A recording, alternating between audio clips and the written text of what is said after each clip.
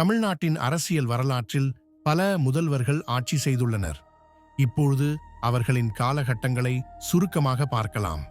தொடக்க காலத்தில் சி. ராஜகோபாலாச்சாரி, ஓமந்தூர் ராமசாமி ரெட்டியார் மற்றும் பி.எஸ். குமாரசாமி ராஜா ஆகியோர் முதல்வர்களாக செயல்பட்டனர்.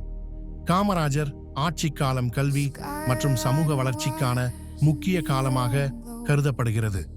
காமராஜருக்கு பிறகு பக்தவத்சலம் முதல்வராக பொறுப்பேற்றார். 1967 ஆண்டு சி.என். அண்ணாதுரை தலைமையில் திராவிட இயக்கம் முதன்முறையாக தமிழ்நாட்டில் ஆட்சிக்கு வந்தது.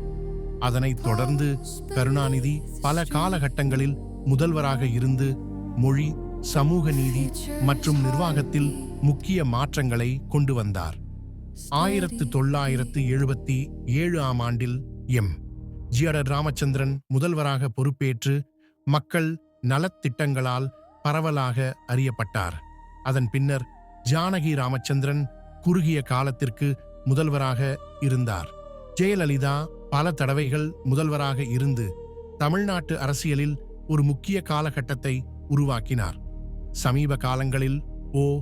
பன்னீர்செல்வம், எடப்பாடி கே. பழனிசாமி ஆகியோர் முதல்வராக செயல்பட்டனர். தற்போது மு. கே. ஸ்டாலின் தமிழ்நாட்டின் முதல்வராக ஆட்சி செய்து வருகிறார். இந்த முதல்வர்கள் அனைவரும் தங்களது காலகட்டங்களில் தமிழ்நாட்டு அரசியல் வரலாற்றில் தனித்த இடத்தை பெற்றுள்ளனர்.